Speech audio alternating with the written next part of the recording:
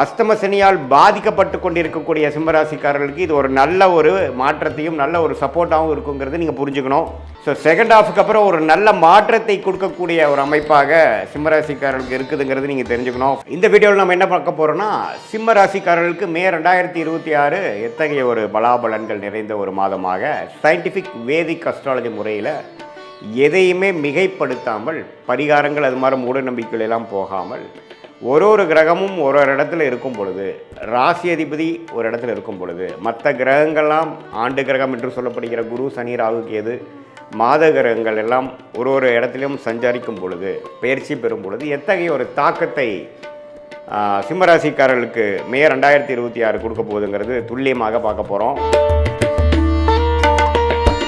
இப்போ பாருங்கள், மே மாதம் பிறக்கிறப்பவே பார்த்தீங்கன்னா ராசி அதிபதியாகிய சூரியன் எங்கே இருக்கார் அப்படின்னா உச்சம் பெற்றிருக்கிறார். உச்சம் பெற்று 9ஆம் இடத்தில் இருக்கிறார்.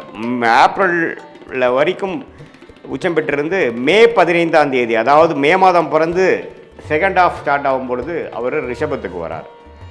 அப்படிங்கிறப்ப நம்ம நல்ல விஷயம், ராசி அதிபதி 10ஆம் இடத்துக்கு போகுது, அருமையான விஷயம். ஸோ மே 15ஆம் தேதிக்கு மேலே நல்ல விஷயங்களை எதிர்பார்க்கக்கூடிய ஒரு அமைப்பு சிம்மராசிக்காரர்களுக்கு, அஸ்தம சனியால் பாதிக்கப்பட்டு கொண்டிருக்கக்கூடிய சிம்மராசிக்காரர்களுக்கு இது ஒரு நல்ல ஒரு மாற்றத்தையும் நல்ல ஒரு சப்போர்ட்டாகவும் இருக்குங்கிறது நீங்கள் புரிஞ்சுக்கணும். அதே சமயத்தில் குரு, சனி, ராகு, கேது எந்த ஒரு பயிற்சியும் மே மாதம் பெறவில்லை. குரு தான் பார்த்திங்கன்னா ஜூன் முதல் வாரம் 12ஆம் இடத்துக்கு 11ஆம் இடத்துலேருந்து வருகிறார். ஸோ குரு 11ல், சனி அஸ்தமத்தில், ராகு 7ல், ராசிக்குள்ளே கேது. இப்படி ஒரு அமைப்பு இருக்கிறது சிம்மராசிக்காரர்களுக்கு ஒருவித தாக்கத்தை, ஒரு மாதிரி மன அழுத்தத்தை, சில விஷயங்கள்லாம் நமக்கு பிடித்த மாதிரி நடக்காமல் இழுத்து கொண்டு இருக்கக்கூடிய அஸ்தம சனி தாக்கத்தில் இருக்கக்கூடிய சிம்மராசிக்காரர்களுக்கு குரு 11ஆம் இடத்துலேருந்து சில லாபத்தையும் சில கெட்ட நேரத்துலேயும் ஒரு நல்ல விஷயம் நடந்துகிட்ருக்கு சாமிங்கிற மாதிரி போகிற அமைப்பு இருக்குது. அதே சமயத்தில் சூரியன் வந்து மே 15க்கு அப்புறம் 10ஆம் இடத்துக்கு போகுது, மிகவும் நல்ல விஷயமாக இருக்குது. அதே சமயத்தில் சுக்கிரனும் பாருங்கள் மே 15ஆம் தேதிக்கு மேலே 10ஆம் இடத்துலேருந்து 11ஆம் இடத்துல போய் குருவோட சேர்றாரு, அதுவும் அருமையான விஷயம். அதே சமயத்தில் புதன் 9ஆம் இடத்துலேருந்து மே 15க்கு மரம் செகண்ட் ஹாஃப் ஆஃப் மே மாதம் 10ஆம் இடத்துக்கு போகுது, சுக்கிரனோட வீட்டுக்கு போகுது, அருமை. செவ்வாயும் பாருங்கள் 8ஆம் இடத்துல சனியோட சேர்ந்து பல பிரச்சனைகள் ஏப்ரல் மாதம் கொடுத்துட்டு இருந்த சிம்மராசிக்காரர்களுக்கு செவ்வாயில் வந்து 8ஆம் இடத்துலேருந்து 9ஆம் இடத்துக்கு மாறுறார். ஸோ அதுவும் எப்போ நடக்குதுன்னா மே 15 செகண்ட் ஹாஃபில் தான். ஸோ செகண்ட் ஹாஃபுக்கு அப்புறம் ஒரு நல்ல மாற்றத்தை கொடுக்கக்கூடிய ஒரு அமைப்பாக சிம்மராசிக்காரர்களுக்கு இருக்குதுங்கிறது நீங்கள் தெரிஞ்சுக்கணும். ஃபஸ்ட் ஹாஃபில் ஒரு மாதிரியாக தான் இருக்கும், ஏன்னா சனி செவ்வாய் சேர்ந்துருக்கிறது நல்லதில்லை.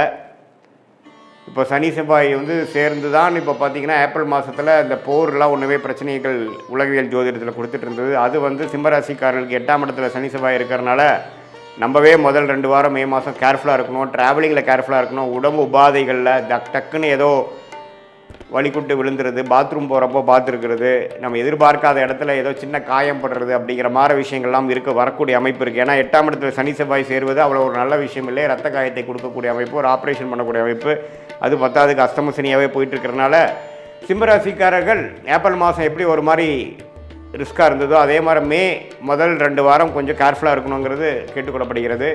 மற்றபடி மே 15க்கு மேலே கடைசி செகண்ட் ஆஃப், கடைசி 3வது 4வது வாரம் பார்த்திங்கன்னா நம்ம நல்ல மாற்றத்தை கொடுக்கக்கூடிய, இதுவரை சில தொந்தரவுகளும் பிரச்சனைகளும் கொடுத்துட்டு இருந்த சிம்மராசிக்காரர்களுக்கு ஒரு நல்ல முன்னேற்றத்தை, தொழில் முன்னேற்றம், வேலை முன்னேற்றம், நம்ம என்ன மாதிரி விஷயத்தில் இருக்கிறோமோ அதில் சில ரெகக்னிஷன், அதில் சில அச்சீவ்மெண்ட்ஸ், நல்ல டிரான்சிஷன் அப்படிங்கிற மாதிரி விஷயங்கள் பெறக்கூடிய ஒரு அற்புதமான ஒரு செகண்ட் ஹாஃப் ஆஃப் மேவா சிம்மராசிக்காரர்களுக்கு இந்த அஸ்தம சனி மிடில் நடுவில் நமக்கு ஒரு நல்ல அமைப்பு கிடைக்குது. அது ஜூன் மாதமும் தொடரும்.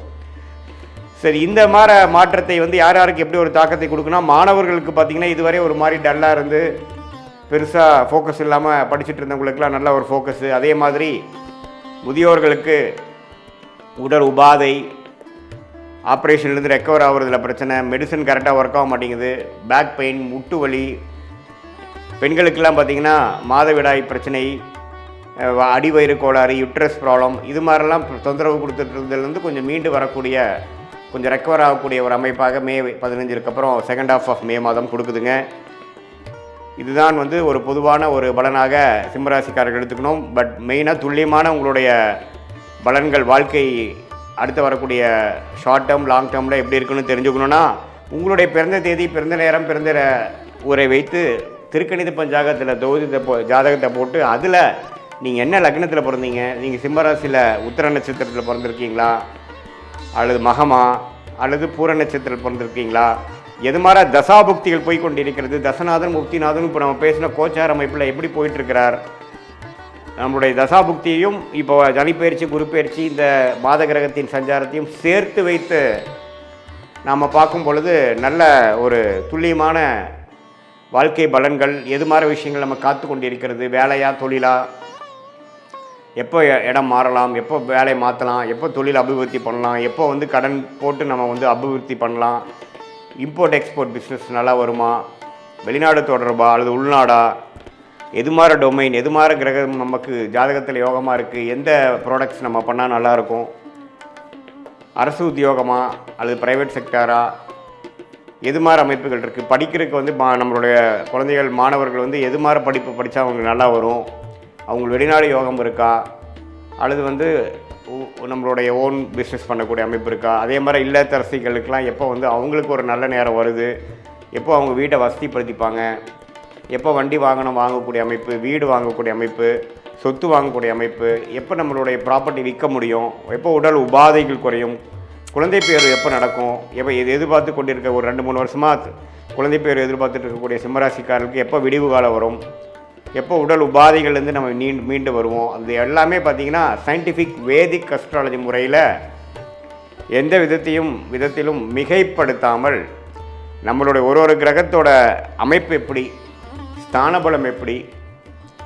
திக்பலம் எப்படி, திருக்பலம் எப்படி, இந்த அமைப்பெல்லாம் நம்மளுடைய ஜாதகத்தில் எப்படி இருக்குது, இப்போ நடக்கக்கூடிய செவ்வாய் புதன் சுக்கிரன் சூரியன் அது போன்ற கிரகங்கள் பெயர்ச்சி எது மாதிரி ஒரு தாக்கத்தை சிம்மராசிக்காரர்கள் கொடுத்து அப்போ என்ன மாதிரி தசா புக்தி அந்தரம் நடந்து கொண்டு இருக்கிறது, தசையை டிவைட் பண்ணால் புக்தி, புக்தியை டிவைட் பண்ணால் அந்தரம், அந்தரத்தை டிவைட் பண்ணால் சூக்ஷ்மம் லெவலில் ஆண்டு கணக்காக மாத கணக்காக குவார்டர் கணக்காக 3 மாதமாக எப்படி நமக்கு இருக்குது, எது மாதிரி திசையில் நம்மளுடைய வாழ்க்கை திரும்ப போகிறது, என்ன சாய்ஸ் எடுக்கிறது நல்லது அப்படிங்கிறதெல்லாம் நம்மளுடைய கர்மாவின் வழியில் நம்ம தெரிந்து கொண்டு அதுக்கு தகுந்த மாதிரி வாழ்க்கையில் முயற்சிகளும் வாழ்க்கை சம்பவங்களையும் நம்ம அமைச்சு கொண்டு வேணால் அந்தந்த நேரத்தில் அந்தந்த விஷயத்தை சரியான நேரத்தில் செய்து தேவையில்லாத பொருள் விரயங்கள், தேவையில்லாத சமய விரயங்களை தவிர்த்து நம்மளுடைய